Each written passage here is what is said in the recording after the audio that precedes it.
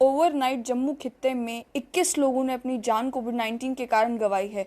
Government medical college हो, associated hospitals हो या फिर वो लोग जिन लोगों की मौत उनके घर पर हुई, उसके बाद बॉडीज़ को जो है वो अस्पताल लाया गया, सारा फिगर इंक्लूड करके लगभग 21 मौतें जो हैं ओवरनाइट जम्मू डिवीज़न में हुई हैं। और इस बात की पुष्टि गवर्नमेंट मेडिकल कॉलेज में काम कर रहे कर्मियों ने भी की है। लेकिन उसके साथ साथ में कश्मीर में भी हालात बेहतर नहीं हैं।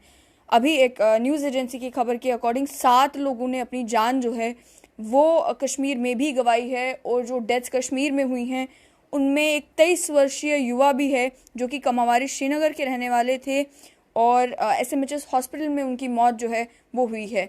ये सारी मौतों का आंकड़ा जो आप तक पहुंच रहा है, ये वो आंकड़ा है जो कल शाम मीडिया बुलेटिन के आने के बाद से लेकर आज सुबह तक ये जो डेथ्स हुई हैं अलग अलग हॉस्पिटल्स में। उसके अलावा इस न्यूज़ एजेंसी की खबर के अकॉर्डिंग एक 57 ईयर ओल्ड महिला हैं, बीके पोरा कनीपुरा बड़गाम की रहने वाली, जिनकी मौत एसएमएचएस हॉस्पिटल में हुई। उन्हें अस्पताल एडमिट हुए अभी 2 ही दिन हुए थे। उसके अलावा एक 68 ईयर ओल्ड पुरुष हैं, हमदानिया कॉलोनी बेमीना के रहने वाले, जिनकी मौत जो है उनके अस्पताल एडमिट होने के 8 दिनों के बाद हुई। एक 73 वर्षीय महिला हैं बुचापोरा श्रीनगर की रहने वाली, जिनकी मौत जेएलएनएम हॉस्पिटल श्रीनगर में हुई। और उसके अलावा एक 42 वर्षीय पुरुष पट्टन बारामूला के रहने वाले, जिनकी मौत स्किम सौरा में हुई।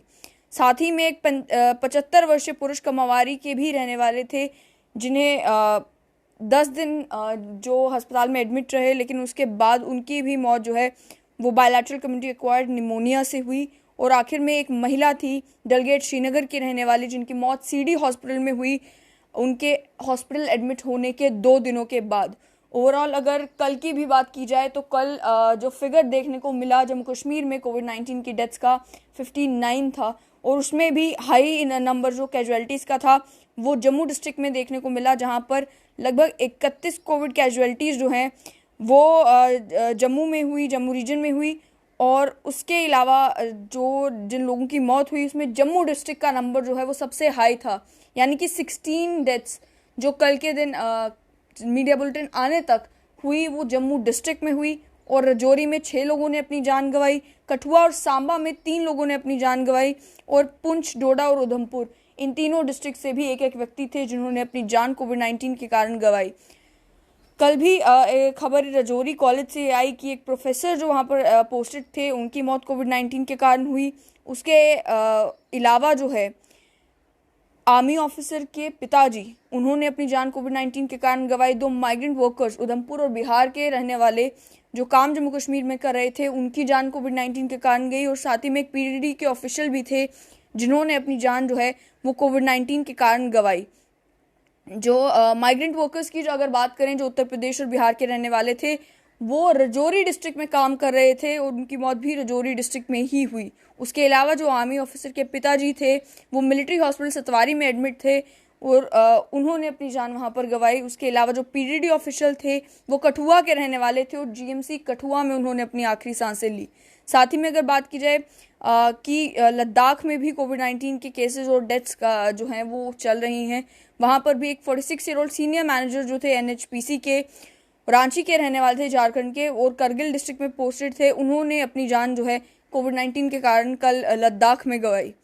उसके साथ साथ उधमपुर में नंबर ऑफ केसेस जो हैं वो लगातार बढ़ता जा रहा है। कारण उसका ये भी है कि टेस्टिंग जो है, टेस्टिंग के ऊपर जोर दिया जा रहा है।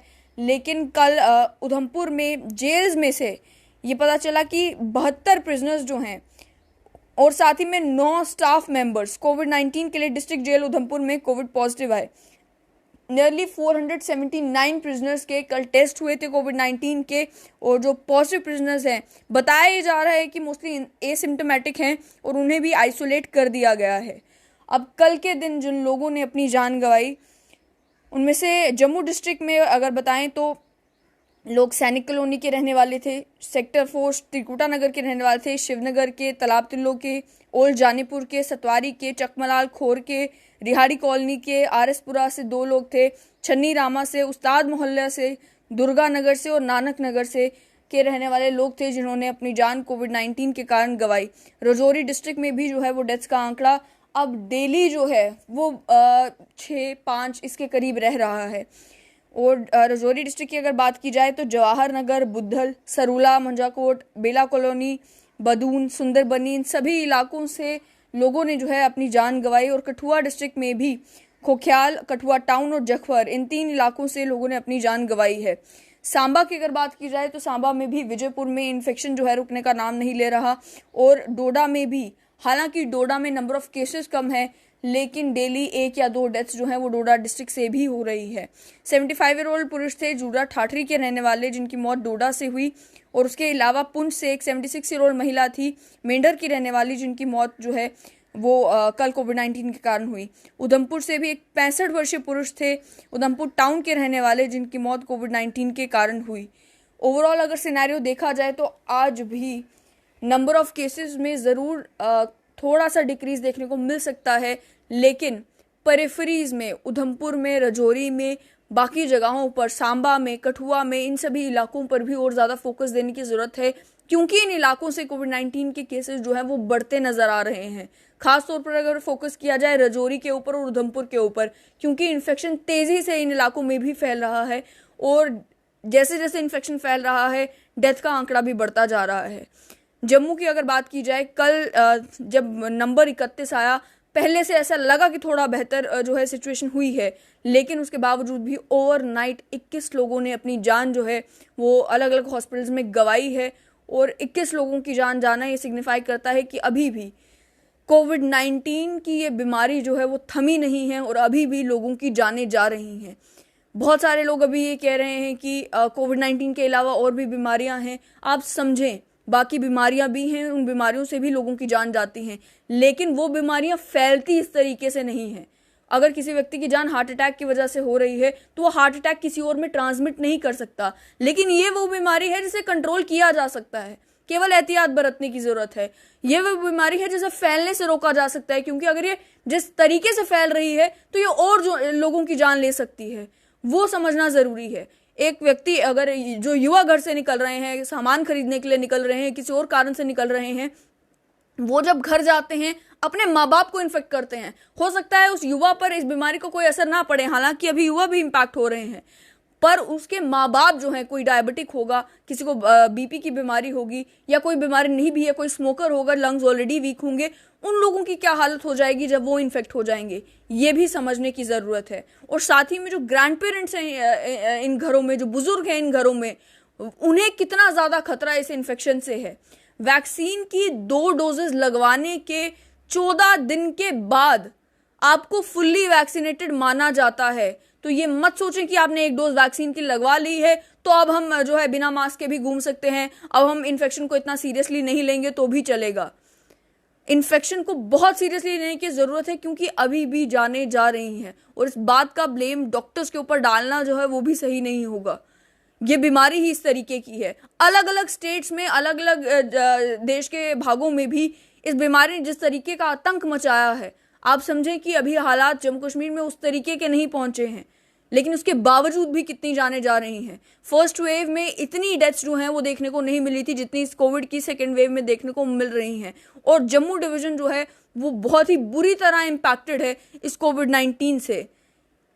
अभी भी एहतियात बरतें। और ये भी बताना ज़रूरी है कि सुबह जब आप मार्केट में निकलते हैं, आपकी भी जिम्मेदारी है कि अगर किसी व्यक्ति ने मास्क नहीं पहना है या मास्क नाक के नीचे पहना है तो आप उसे गुजारिश कर सकते हैं कि वो मास्क प्रॉपर तरीके से पहने।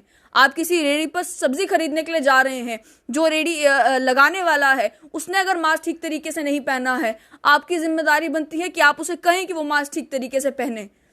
रिक्वेस्ट करने में और बोलने से कुछ नहीं होगा, लेकिन आप अपने आप को सेफ रख पाएंगे और उस व्यक्ति को भी सेफ रख पाएंगे। जिन लोगों तक अभी भी ये मैसेज नहीं पहुंचा है कि किस तरीके से प्रॉपर तरीके से कोविड-19 से बचा जाए, उन लोगों को बार बार रिक्वेस्ट करके अगर हर व्यक्ति जो किसी रेडी पर सामान लेने के लिए जा रहा है वो बार बार रिक्वेस्ट करेगा कि मास्क पहन कर रखें, तो हो सकता है वो लोग मास्क पहनना शुरू कर दें। बाकी जगहों पर अगर कोई व्यक्ति नहीं मास्क प्रॉपर तरीके से पहन रहा, अगर बार बार लोग उसको आकर बोलेंगे कि आप मास्क प्रॉपर तरीके से पहने, तो हो सकता है वो मास्क नाक के नीचे करना बंद कर दे। तो एक सोशल रिस्पॉन्सिबिलिटी भी समझे उन लोगों की जो लोग निकल रहे हैं घर से बाहर, कि अगर वो देखते हैं किसी को बिना मास्क के तो जरूर उसे रिक्वेस्ट करें कि वो मास्क प्रॉपर तरीके से पहने, क्योंकि इस समय पेंडेमिक एक्ट लगा हुआ है। अगर कोई भी व्यक्ति ठीक तरीके से मास्क नहीं पहन रहा तो वो आपकी जान जोखिम में डाल रहा है। अगर आप मास्क ठीक तरीके से नहीं पहन रहे तो आप लोगों की जान जोखिम में डाल रहे हैं। और जब मैं जान जोखिम में डालने की बात कर रही हूं, मैं ये एविडेंस की बुनियाद पर डाल रही हूं, क्योंकि लोगों की जानें जा रही हैं कोविड-19 से। तो यही गुजारिश आपसे कि सभी एसओपीज को फॉलो करें, अपना ध्यान रखें और अगर जरूरत ना हो तो घर से बाहर ना निकलें।